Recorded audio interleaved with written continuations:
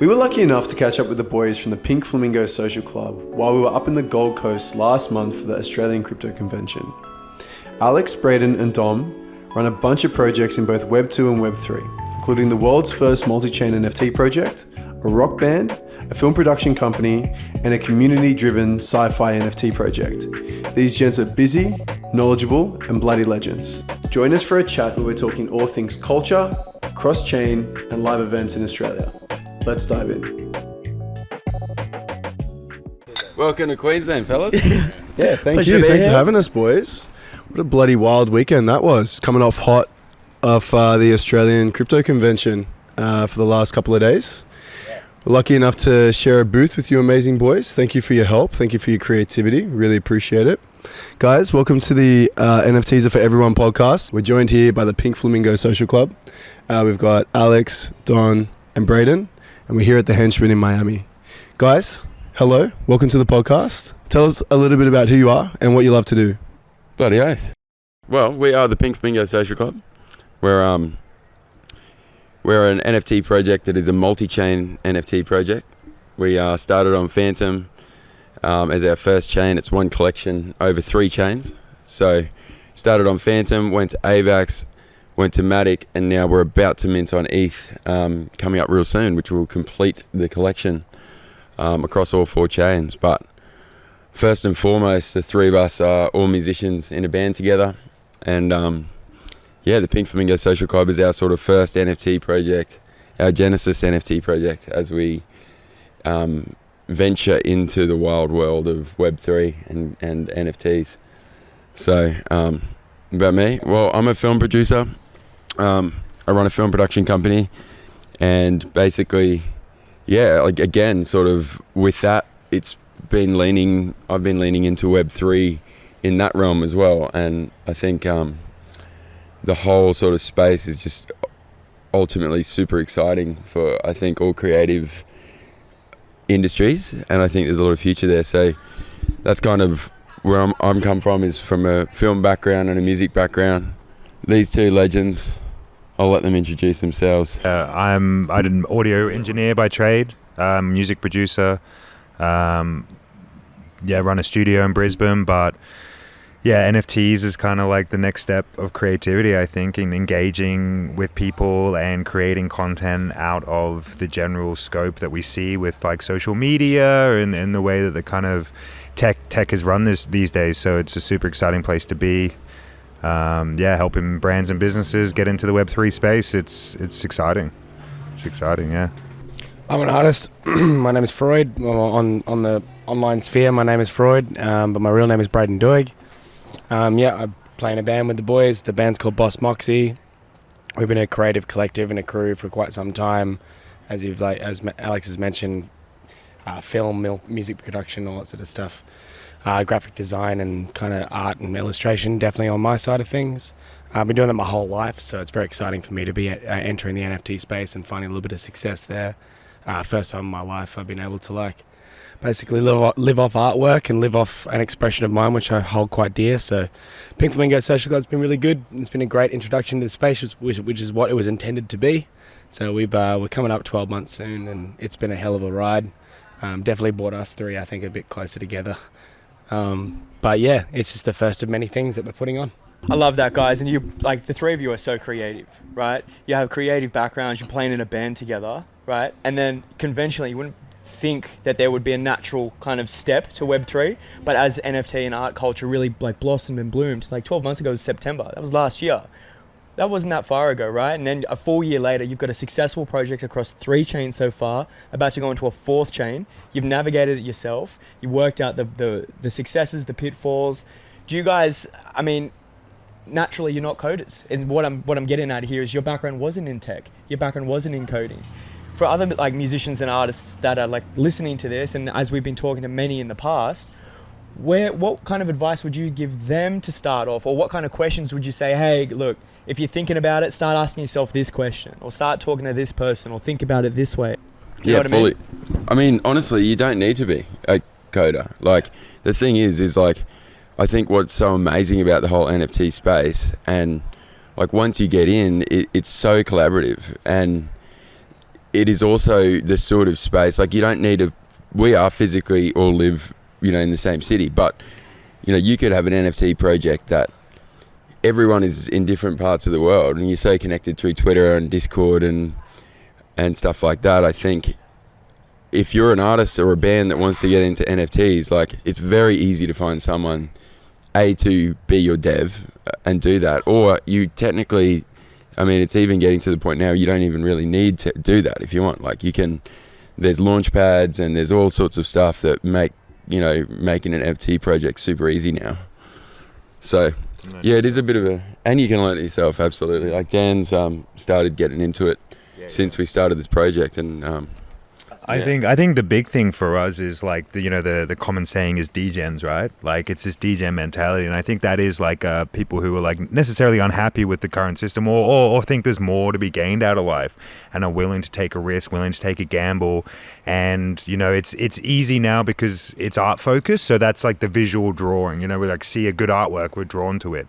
But ultimately, it's just like challenges to systems that have gone ahead. And as creatives, you know, you're very confined to what the corporate man or corporate world wants of you in your creative endeavors. And if you're, you know, think there's more to life than that, or you want something outside of it, then that's where like NFTs, that's what drew us to the space, and that's why we've hung around, because of this freedom to create and stuff. Yeah. So you mentioned something really cool there. It was degen, right? And so it's actually quite an endearing term in the industry. And I just want to explore that a bit with you guys, because you say it with a smile. I can see the smile on your face right now. And what was your first kind of degen experience where you understood and you kind of felt like a degen? Because people that are listening, they're like, what the fuck? A degenerate? Like, I'm not a degenerate. We were just talking about this before, like cracking those codes for that Neo Tokyo thing. You know what I mean? Absolutely. Like, that Shout out Alex Becker and Elio. Yeah, and also fuck you guys. I cracked every single code. Every code. I was like sleepless nights trying to crack these codes and doing these things, and I literally got every single one. And I get to the point where you have to mint the NFT, and you have to do it through Etherscan, through the contract. And basically, I fucked up. And if I knew a little bit more about dev stuff, I knew what I know now then, I wouldn't have made this mistake. But yeah, like this token, you didn't need to specify your token ID. So I'm trying to run the transaction specifying the token ID, and it kept failing. I just could have put any fucking number in there and it would have gone through. I found out because someone had used that number that I picked. Anyway, that whole experience, I suppose, was a very degen, like, you know, staying up until, like, some nights I didn't even sleep. I'm just trying to crack these codes, and like you get real obsessed with something, but that's what's so great about the space. And I think, like, well, you were with other people, right? Yeah, with you were all in a these Discord, randoms. connecting random people, just problem solving and working out how to mint this thing that you're not even sure what it is. I was in a group with like hundreds of people all around the world, don't know any of them, and we're all working together to crack this code.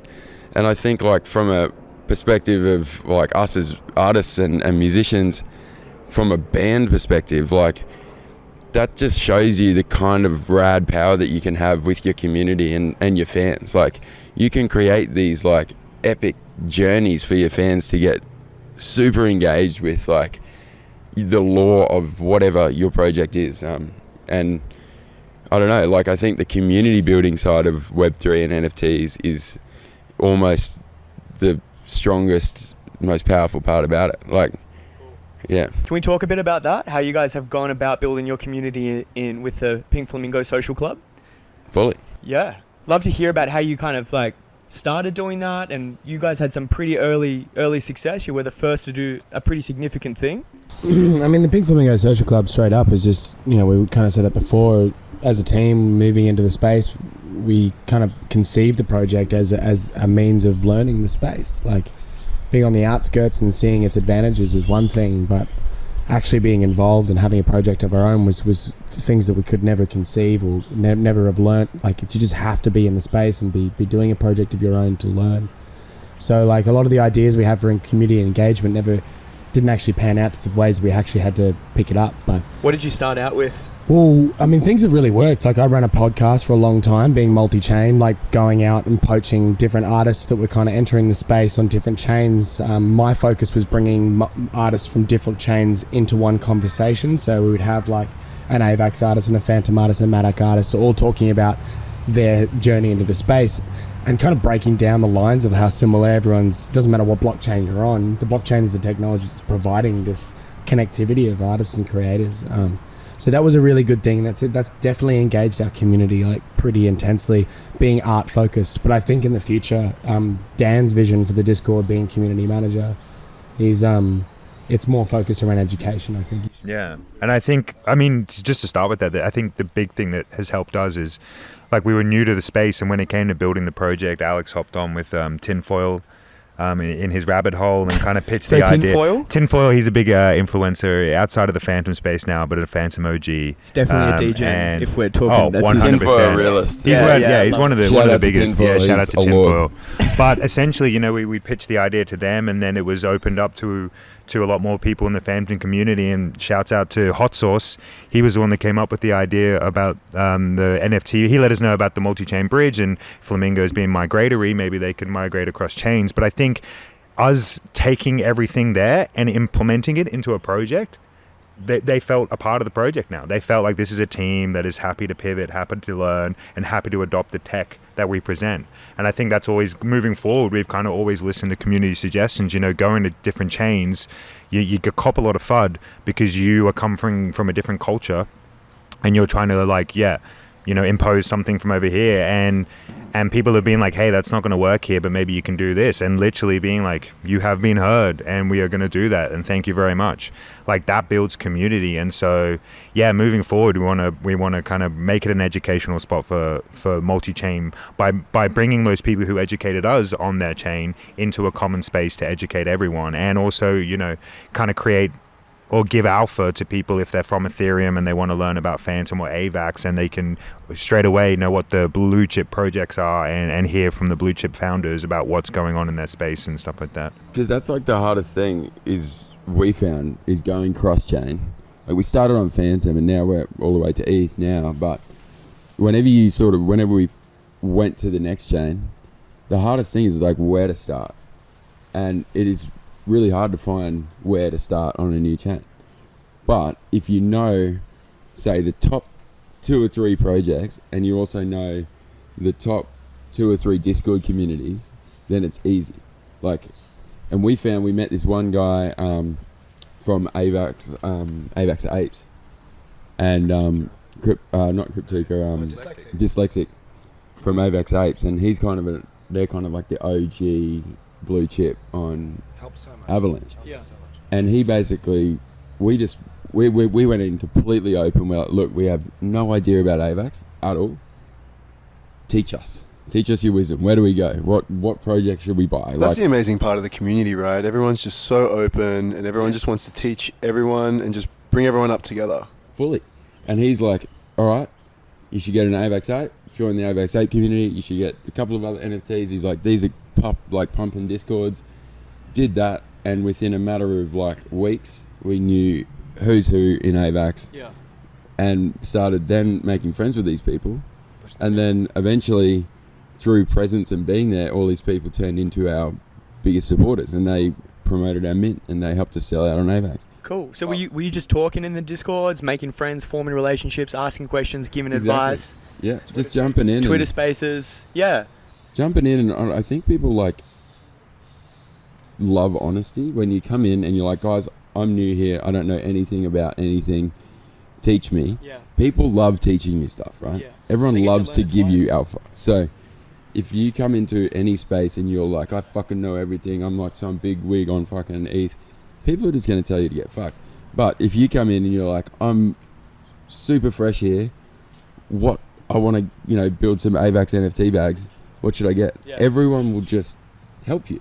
And then suddenly you're in. And I think that's the beauty of the space. If you're just willing to adapt, ask for a bit of direction, people will give it to you. But going back to what Dan was saying, that's kind of what we want the Pink Flamingo Social Club to eventually be, is a starting point for people who want to get into Phantom, Avalanche, Matic, and ETH NFTs and know, but be able to get a perspective from, you know, from people who have gone through what we've gone through and had to build 4 different communities on 4 different chains. We can be like, cool, here's where you start on Phantom, or that sort of stuff. Yeah.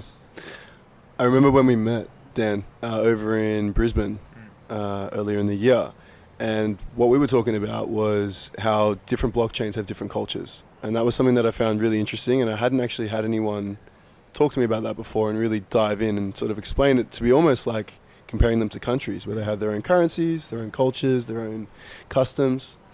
Can you talk a little bit about that, and also talk about the advantages of going multi-chain for those that might not understand exactly what that means? Well, I think the big, people have made a lot of money in that last bull run, right? They were chain maxis. And so people just thought was the chain that, you know, was going to make everyone rich or make people rich. But each chain got rich off its own reasons. So, you know, Phantom was quite heavily into DeFi. AVAX was quite heavily into gaming. And Matic is like a metaverse kind of thing. But from the outside, they've all got their DeFi, they've all got their gaming, they've all got their metaverse kind of stuff. And we didn't even realize that going from Phantom to AVAX, we just thought that we could come in with this NFT profile picture based on art and rock socks. And the first thing people were like is like, where's the DeFi element? Where's the staking? Where's this stuff? Why would I buy an NFT that doesn't give me yield? Because of the popular projects on that chain. Was this were in the providing Discord that you were getting that feedback? This is on Twitter Spaces. Everywhere? This is on Yeah. Discord. This is on just kind of like reaching out into these communities and trying to build this stuff. And then, I mean, ultimately, we've been the ones to kind of come to these conclusions, I think, like, because other people hadn't gone multi-chain. They hadn't realized what was so special about their chain. They just knew that they bought it 2 years ago, and, you know, now their bags were fat and they could do whatever. And I think this is ultimately what a chain maxis and all this kind of stuff, Ethereum, Solana, I think ultimately, you know, the future will be multi-chain, because, you know, it gets niche, and niche markets and niche things, they will thrive when there's like a space for them, just like culture does. Just like, you know, artists don't just come out of nowhere, you know, like Pink Floyd wasn't just the one band in town doing really well. Like, there was a whole scene around it, and Pink Floyd were just, you know, the ones to rise up to the top and stuff like that. Brian Eno he calls them geniuses. Rather than there being a genius, it's its actual scene that is the genius. And obviously, as humans, we like to identify with one person or one thing, you know, like gods and stuff like that. But yeah, that they didn't come out of nowhere.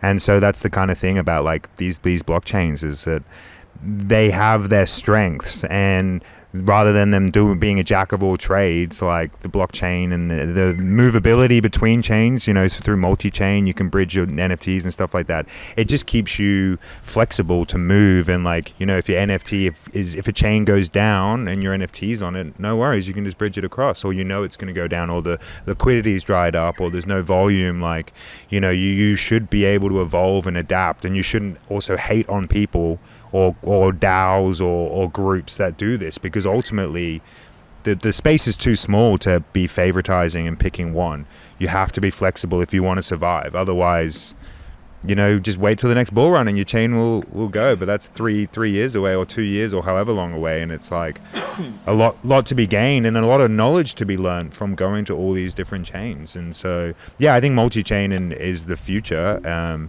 Omni-chain, multi-chain, bridging, whatever, and that's obviously where there's a lot of security risks at the moment. That's where the hacks happen, but, you know, it's another focus, and I think, yeah, it's the future. And they all offer something so different. And like, if I was to start another NFT project at the moment, the choice of chain would be completely, I would choose the chain based on what we want to do with the NFT, and like what utility is, what's the NFT do, what's it for, what's its utility, and then decide that first, and then decide, okay, what chain is that going to work best on, you know, like, and why, you know, like if you're doing like obviously, you know, the obvious one is like sort of anything with like DeFi and staking. Like, you're not going to do that on ETH because gas fees are crazy, and people aren't going to want to do 1,000 transactions with your NFT because it'll just cost them heaps of money. But so where are you going to do that? So that's why I think like AVAX went so crazy with like chicken, like that NFT project, Aussies, hey chicken, smashed it on AVAX, and they the timing was so perfect. I think it was just like Avalanche DeFi was just pumping, NFT bull run on avalanche was just happening. It was the middle of the bull run, and it just people fucking went nuts for it. AVAX was pumping. I remember. Yeah. You remember when good bridging happened? Everyone who bridged into AVAX, they got like an airdrop of that token, and then like you hopped into the Telegram, and I was like, "What the hell's going on? My bag's going to the moon." It was just chaos, but it was like good chaos, right? Then you had chicken AVAX party animals. It was that fella Lachlan who was speaking to yesterday. Oz CryptoCon. He was part of Chicken, and what was the other one? He was part of APA as well. Yeah, he was part of AVAX. He's been like a Discord mod and like community supporter of a lot of those projects on AVAX. Jumped right into it. Yeah, right? yeah. And what I've taken away from what you guys have said so far, you've dropped so much alpha. So if guys, like, if you're not in the space, just rewind and just re-listen to that a few times in terms of like Twitter handles, Discords, projects. But what I've heard from you guys so far is options. There's options. Right? It's not a one-trick pony. It's not a one-trick pony. Whatever that is. It's not a one-trick pony. You find something. You guys have brought your own passion and ideas and concepts, brought it to a community. You've gotten some feedback, created something else. You've all brought your strengths. You've all brought like how each other can bring something and create value, whether you're an artist, whether you're a film producer, whether you are starting to get into coding and marketing and starting to understand community management. There is options, right? And you can explore that because people, it's just an extension of the web, right? Because there's going to be people that you'll resonate with that are in these kinds of communities. Do you think one of the most apprehensive components of people jumping into Web3 is the confusion and that kind of setup kind of moment? Like, it's once you're in there, like, you're so passionate, like, you can see it. But what do you think is like one of the most biggest barriers of entry right now for people? Because people want to come in. And what's your advice to get around that? Yeah, it's we were just chatting about this before about, like, you know, you look at what a MetaMask transaction looks like at the moment, and it's like just numbers and gas, and it looks dodge. And I'm sure MetaMask is going to change that, but there's little barriers to entry like that it is confusing, and it makes you feel dumb when you're coming in. And people don't like to feel dumb. Like, I remember the first time when I first got into crypto, I'm asking my friend who sort of got me in, like, I was hitting him up all the time, asking him dumb fucking what I thought was dumb questions, and I kind of felt like I don't want to annoy this guy. This just sounds silly, but that is the biggest thing. But the reality is like, don't be afraid of that, because everyone has gone through that. Yeah. Everyone has had to ask dumb questions. The UI, the UX is just not quite there yet, but if you get in, don't be afraid to jump in any Discord and ask any dumb question, because you'll be pleasantly surprised with the response you get. Like, because the people in are passionate. Like, we're all passionate. Once we're in, all we want to do is onboard people. I think it's like any advice. It's always, especially with business, it's like, get a mentor. Yeah. And I think it's such an important thing in this industry as well, right? Get in, find someone that can take you under your wing, understands what they're doing, and can show you slowly through. I mean, that was Peter for me. Wouldn't be here without him. He taught me everything I know. And then from there, you start to find your own interests. You find certain areas that you want to explore yourself, and then you go off, and then, like you said before, the greatest gift is to be able to give to someone else, and so then you become that for someone else. I think that instance of reciprocity is really abundant in the space. And there's that moment when it just clicks. Like, it happened to me a couple of months in, and it all just clicked for me, and I was off. But that is the biggest barrier, how long it takes for that to click. It's kind of a difficult question to answer in a lot of ways for me, because I think that one of the biggest barriers to entry is that lack of education, right? But there's one thing that I kind of enjoy about the blockchain and cryptocurrency, and that the scene in general, which is, the best people, the people who make the best decisions, are the ones who are really taking initiative and doing their own research. And I think that's just a good step for humanity in general. Like, I personally don't like how self-reliant we've become, or how much, I mean, just with our attention spans, the way that we consume media and consume all content these days, like, we're kind of so complacent to be told how to do things, and we don't we're not really ready to use we're not really willing to use our initiative as much as we used to. So as much as it is a barrier to entry, I very much enjoy that one of the biggest things that is implored to you when getting into the space is to do your own research and to have your own, and to own more responsibility. And this is the thing that comes with decentralization in general, right? Like if we're going to step away from the banks and all that sort of stuff and do all that, or you're going to have more control over your assets or over your money, it means more responsibility. And I think like that instinctively is the biggest barrier to entry. I think a lot of people don't want to get involved because they know that there's so much responsibility, whether it's the keeping of their seed phrase, or whether it's, you know, protecting their investments and investing in the right projects and not listening to some influencer or idiot. There's so many parts where you have to use your own brain and your own initiative. And whilst that's a barrier, it's also a positive. So it's kind of a weird thing. Like I would never remove the need for that. You know, I don't want people getting into the space who just want to be spoon-fed through the process. Like this space requires initiative. Like bring your initiative, want to learn. I think that you need that want to learn. It's very important. Yeah, That's important, yeah. Yeah, I think it depends on the kind of person as well. And, you know, we're given so much, and everything's so easy in today's day and age. You know, everything's 2 clicks. You can have something at your house the next day. This isn't as easy as that. So that's an uphill battle for sure. And there's refunds, and the bank, if you do something dumb, the bank will give you your money back.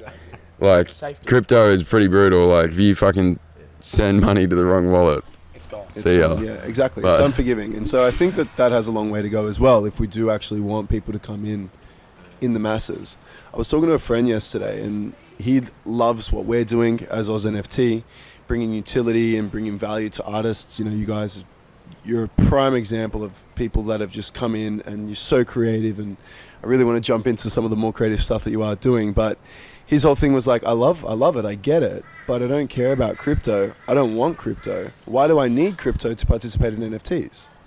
And it was honestly not a bad question. And it's something that we don't really think about. You know, you go to the CryptoCon and you go to these places, and we're all sort of together, and we're all like, you just kind of accept from a baseline that cryptocurrency is just what the blockchain is built on or with. What are you guys' thoughts on that? What would you have said to him when he asked that question?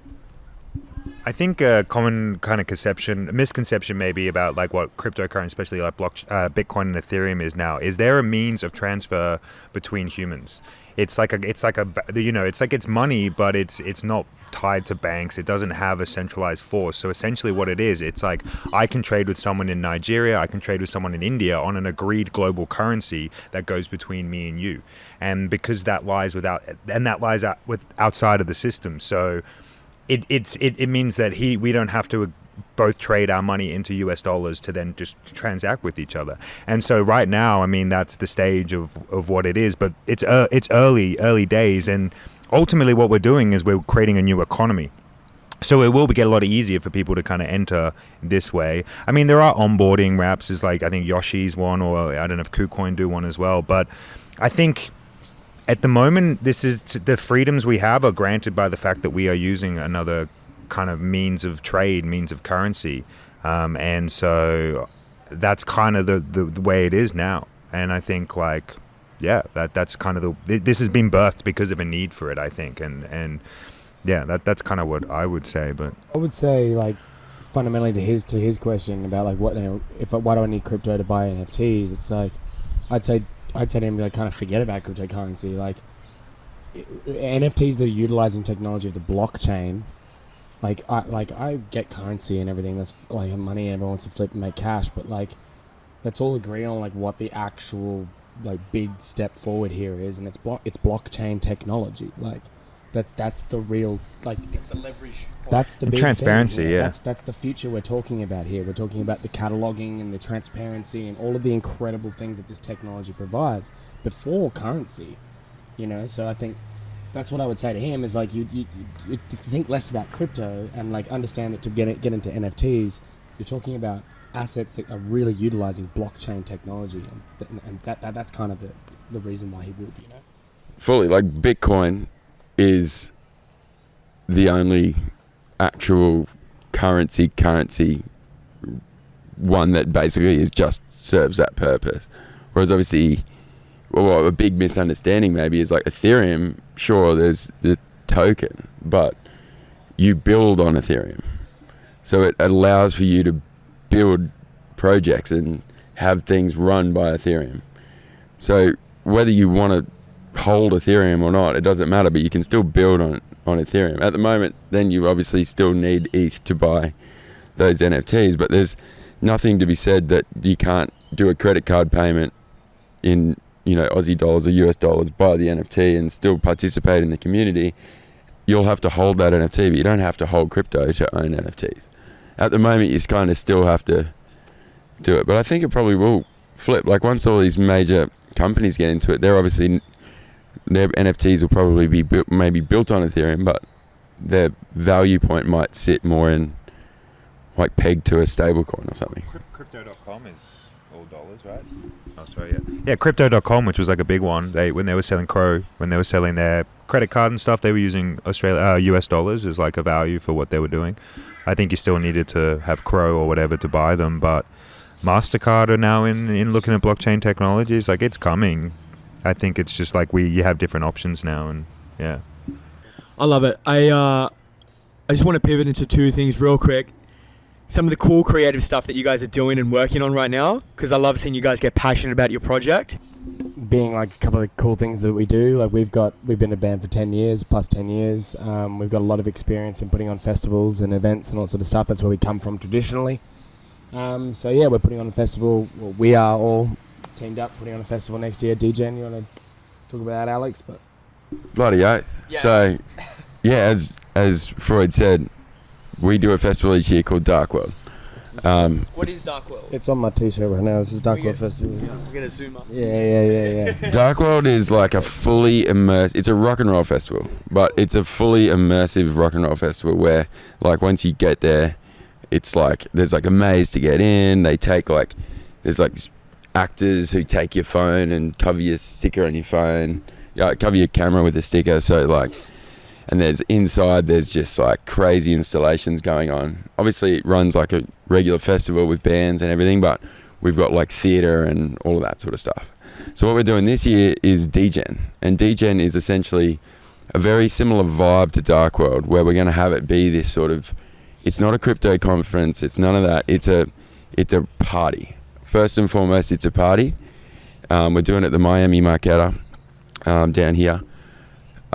But basically, there'll be like 20 plus NFT projects, a whole bunch of marketplaces and blockchains and stuff involved in the events as well. But each NFT project will have their own stall and booth. We're putting on a whole bunch of epic bands, DJs, there'll be live auctions. Basically, it's going to be a full day event that sort of begins with like a market feel. And so people can come and just experience and discover a whole bunch of projects, meet some of their favourite projects as well. We're going to have a couple of big names there. And then that sort of transitions through the day into an all-out rock and roll party that ends with everyone way too pissed to drive and with a wallet full of sick NFTs, and ultimately just a great experience. Like, we want to celebrate everything that is DGen culture. And DGen culture runs so deep throughout other subcultures. I think obviously the music industry, art scene and everything, it all resonates with what DGen means. And we're going to basically just do we're going to bring internet DGen culture to life and just inject it with a shit ton of rock and roll music and a good time. It's kind of like modern day, that punk we were talking about, like neo-punk kind of style, where it's like, just kind of challenging what goes beforehand, and you'll come to DGen to have an epic time, discover projects, listen to some great bands, awesome live music, art, all sorts of cool shit. Just want to I want to reiterate that quote I was dropping yesterday at the CryptoCon, which was there's one thing more valuable than currency, it's culture.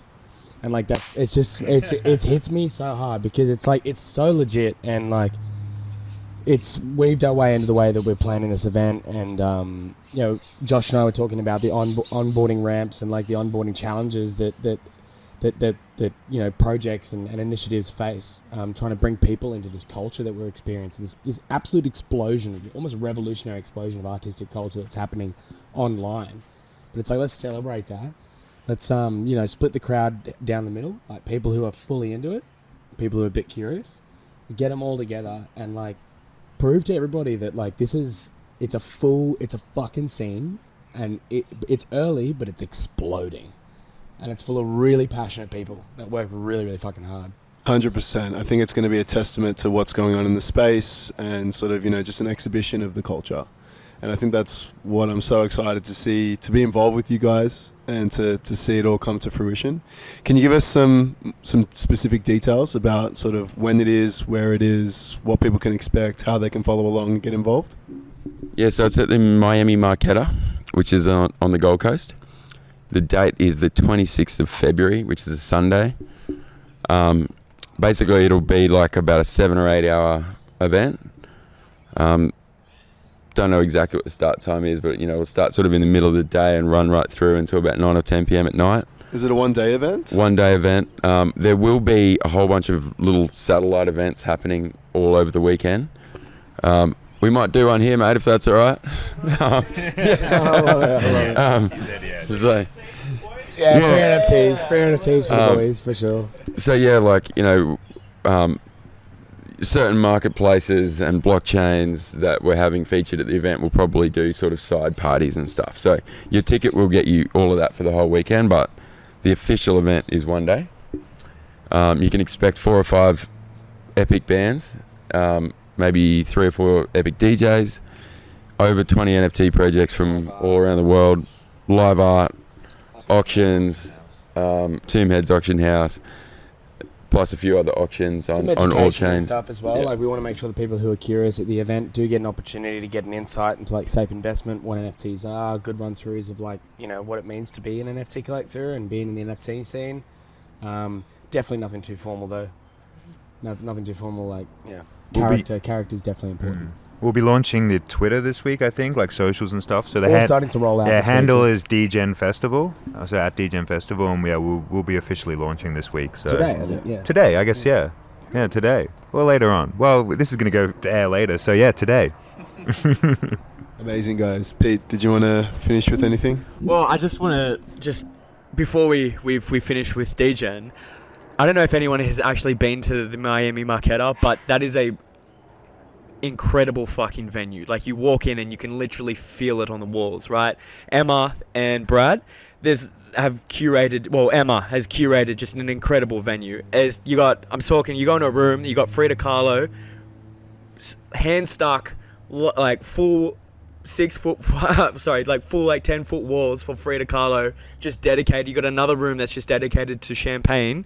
You got another room, all the toilets are just decked out with the Beatles across their entire history. A library back there. It's just an incredible venue, right? And you've had incredible artists.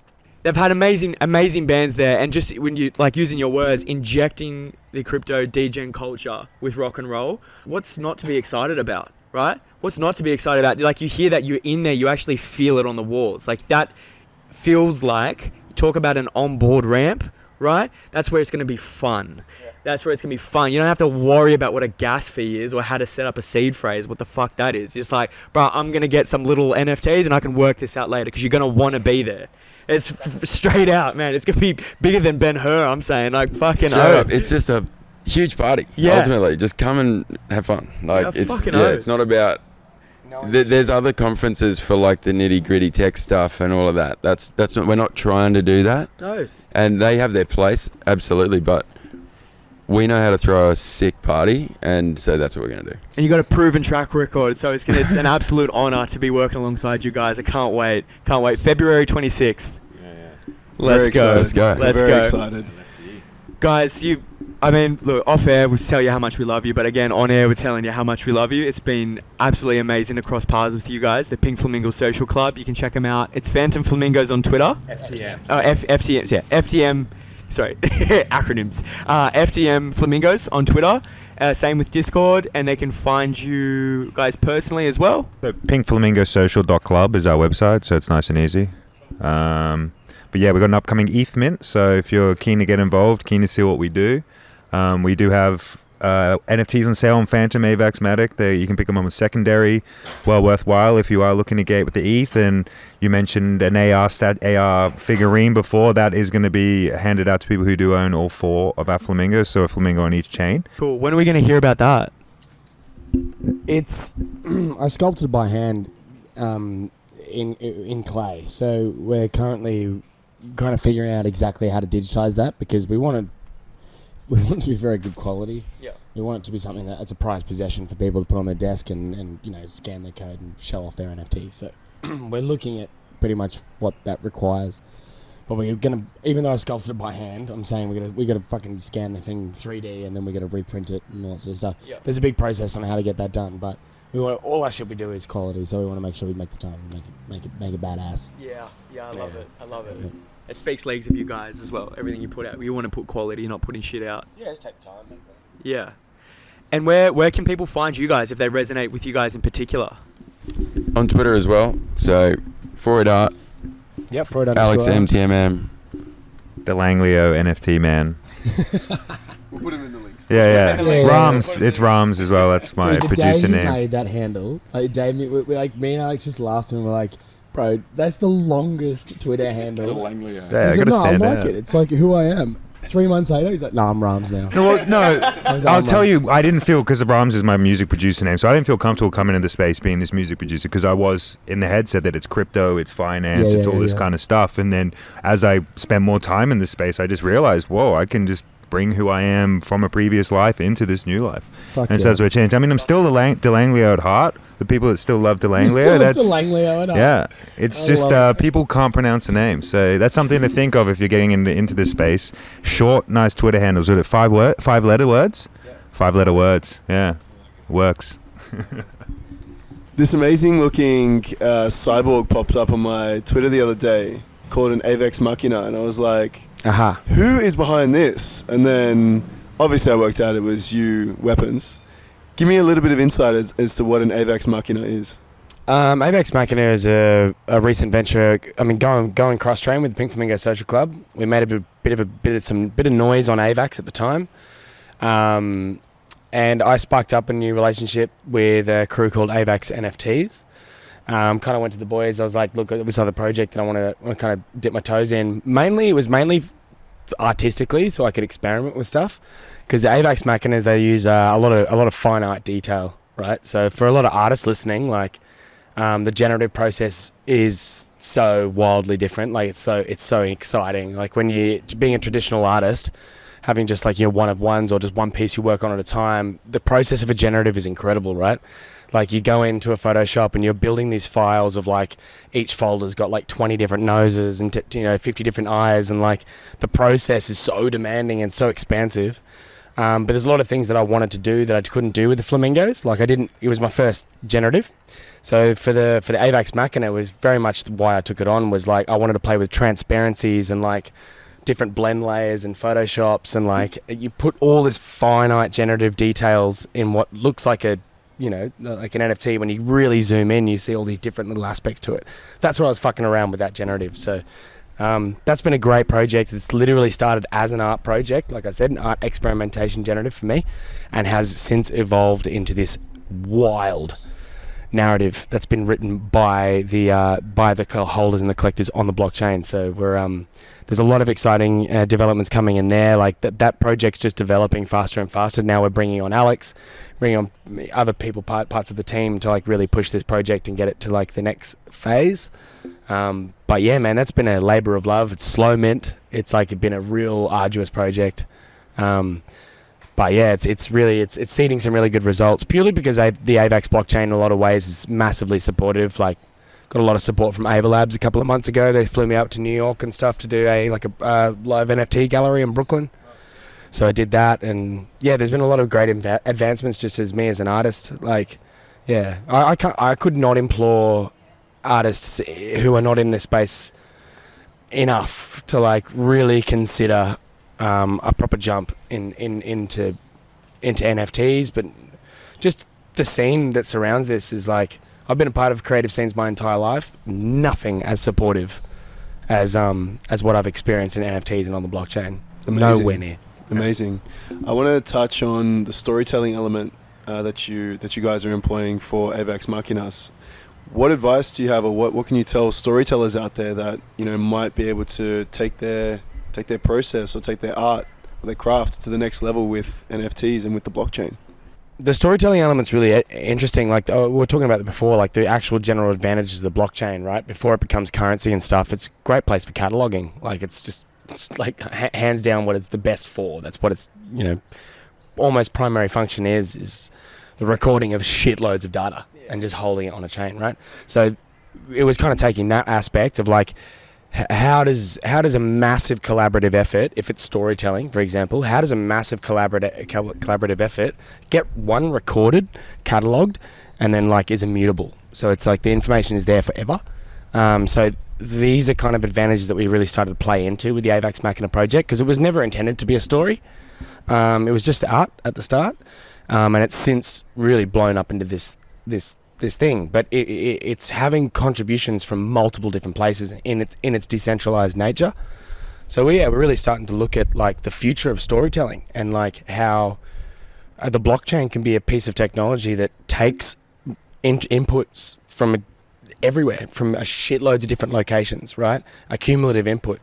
And then using blockchain to catalog that, not only catalog it, but vet it and sort through it, and and then extract. Also using the community as that input. Leaning on the community to be the people to actually write that, which is super powerful. Like, so instead of one brain, you've got fucking thousands of brains. Yeah. That's right. All sort of like brainstorming on ideas and backstories and like, everything. Like, yeah, we've got marine biologists and astrophysicists and stuff who are just casual NFT collectors and holders who never regarded themselves as creative writers, but now they hold this NFT, and they're really trying to search and get the guts of the utility out of this thing, and it stumbled them towards this small little pocket of a Discord where every week they're allowed to bring their expertise and knowledge on marine biology when we're talking about aliens or creatures, and another person's able to take their actual understanding of astrology and astrophysics and tell us how space travel works. And like, it actually is end up being the most valuable people for writing a sci-fi, because these people actually fucking know the science behind a lot of these concepts,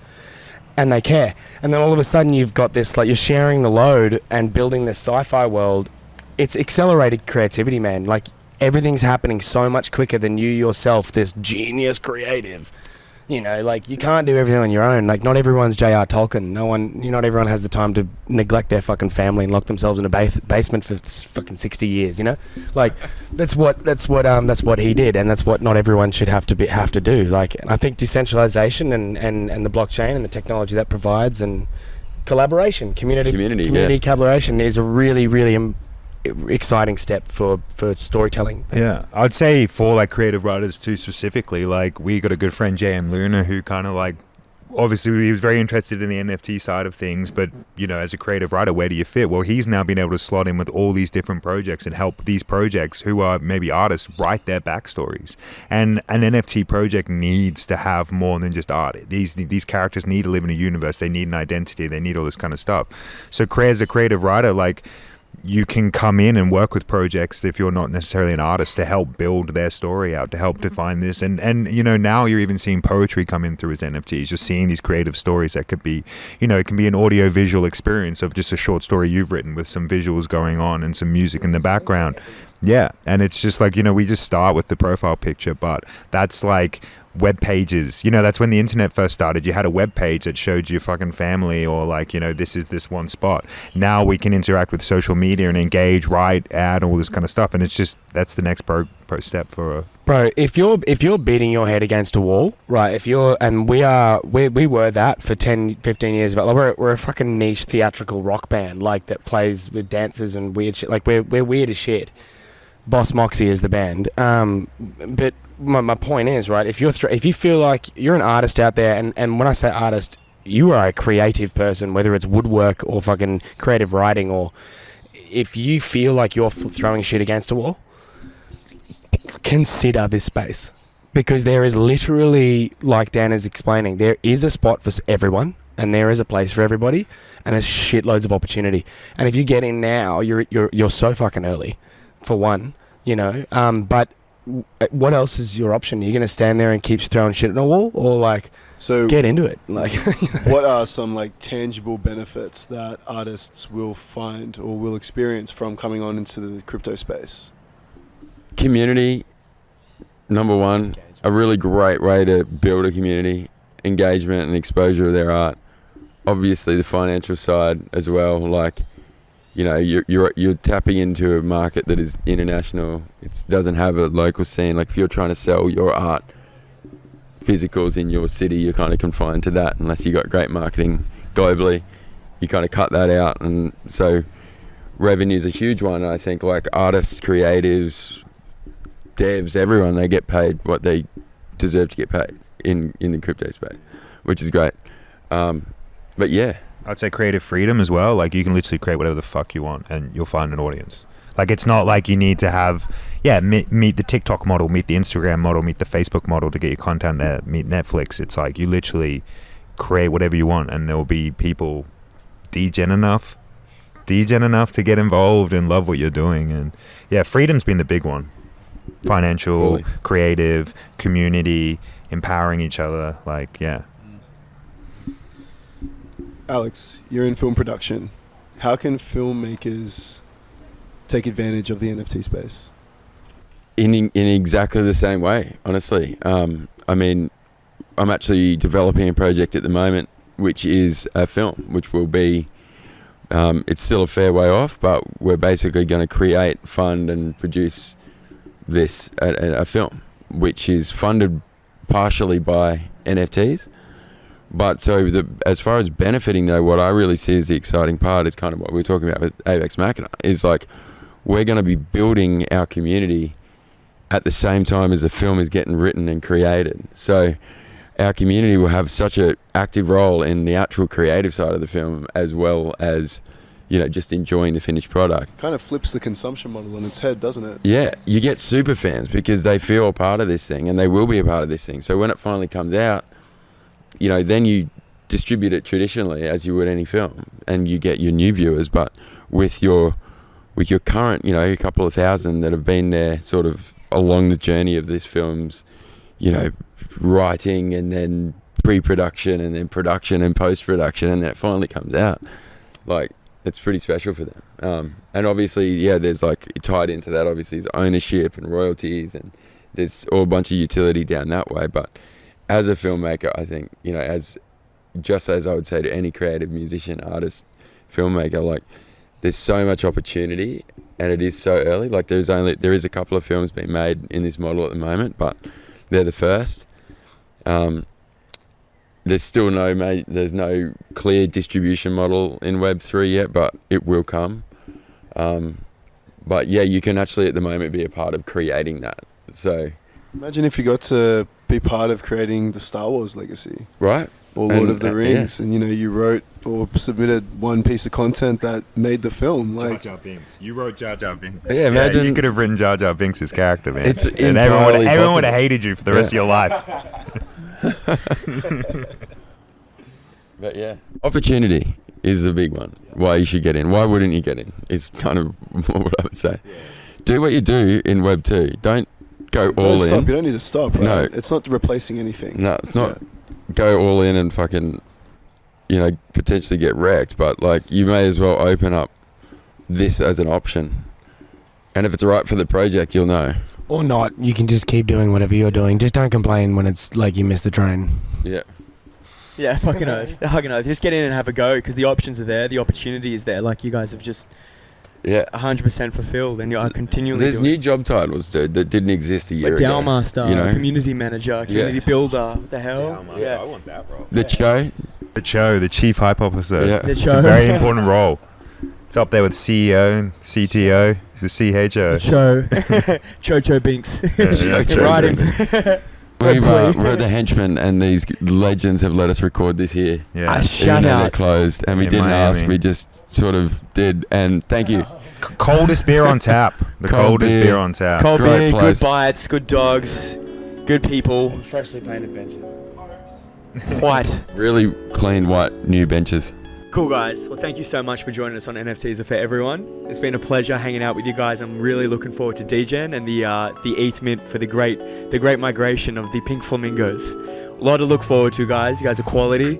Check them out on all Twitter handles, all social handles. It's all in there. We'll drop the stuff in the links.